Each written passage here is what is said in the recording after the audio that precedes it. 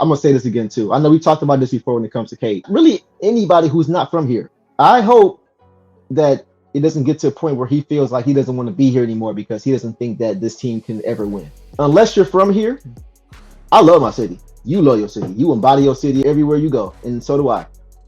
But unless you're from here, you're not just going to have this deep bias for Detroit. You're just not. You wouldn't for any city that you don't live in.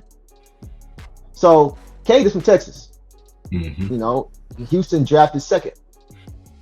You never know what's going on in somebody's mind, man. And honestly, you can't blame somebody for wanting to win when they're not. So I just hope the Pistons. I understand and people say, you know, Cade's body language is bad and this, you know, this and that. I understand that, and that is something that I think should be improved for sure as a leader.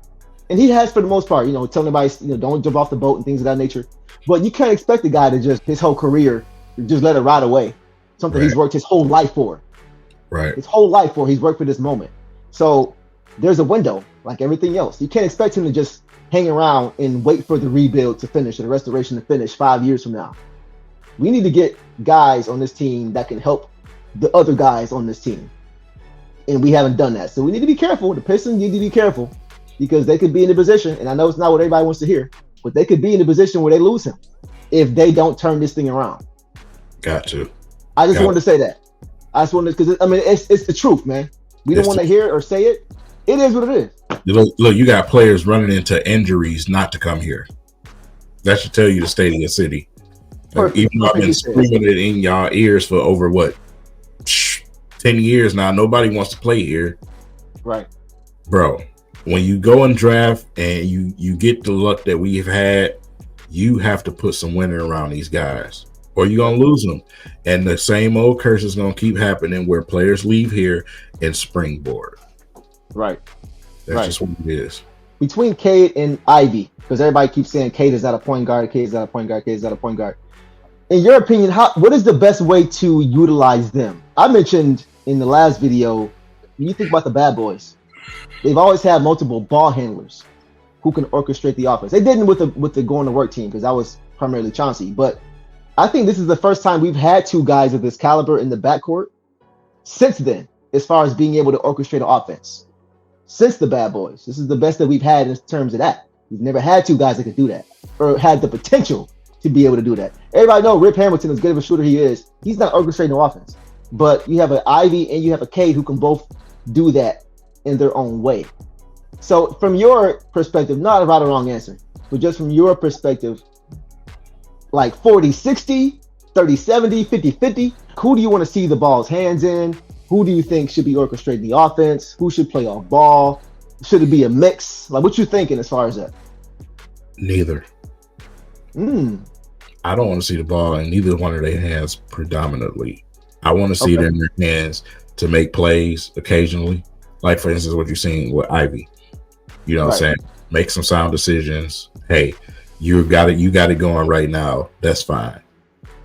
In order for Monty Williams' system to work, his actual real system, which we have not seen successfully, he has to have a natural point guard who can also give you some scoring.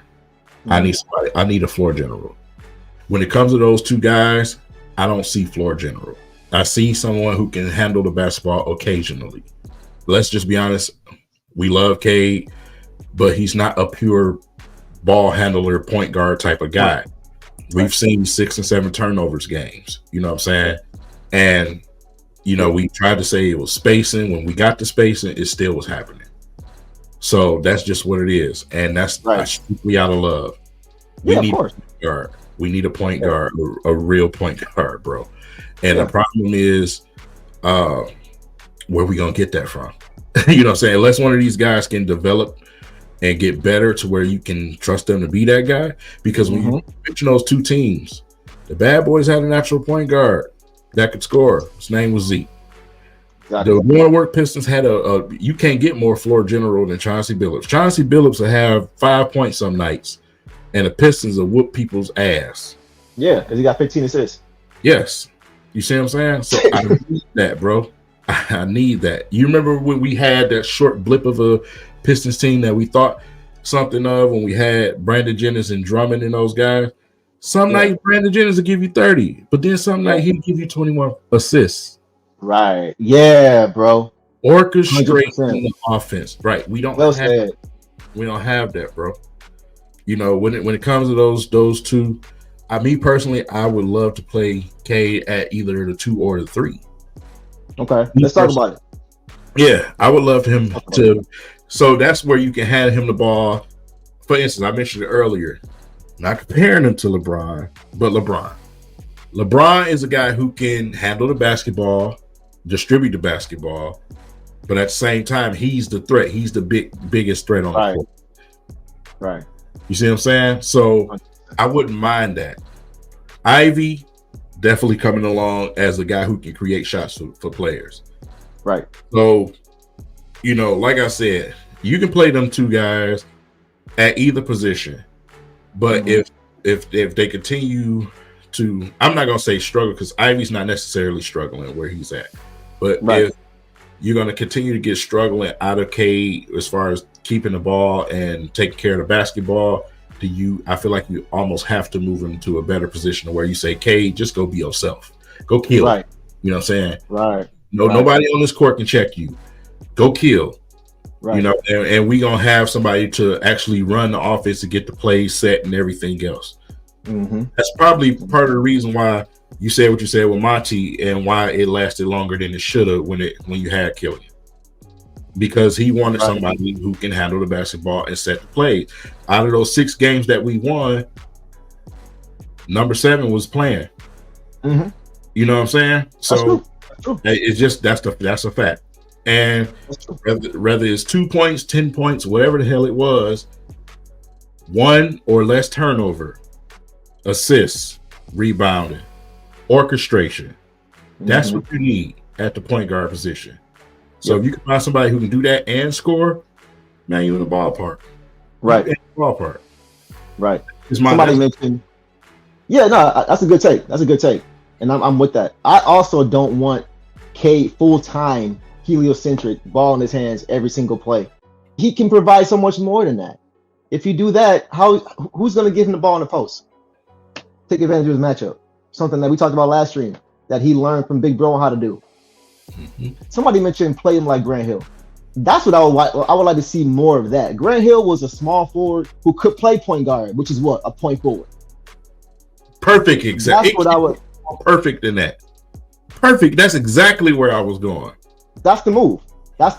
Grant Hill was different, bro. That team was probably equally as bad as this one maybe. When he was playing in those teal years, he had the ability to play the point, but also get his own whenever he wanted. He was also uber athletic too. I think playing Cade in spurts like that, where he has points in the game where he can do that, but not where he's required to do that, and his teammates looking at him, waiting for a pass no, that's not how you utilize him. Most of his turnovers happen when he's at the top of the key. We talked about his last stream. Top of the key, trying to orchestrate. No, man. Get him in some other actions. Let him do other things. Yes. Other than just, it's not the way to play him. Stop putting him in the box. Stop putting him in the box. Yeah, stop putting him in the box, man. Stop it.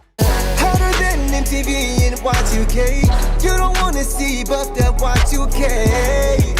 Breaking records set by Michael J. Bringing glory days back to the future, Michael J. He's way ahead of his time, he's got a plan, yeah. Led off by none other than his brother Cannon. And this is more than a game, it's a passion. While they sleep, we working, cause of action. Jaden Ivey on the way, get that Puerto ride. Electrifying through the air, a Detroit shot. And it doesn't really matter if you love him, like him, hate him.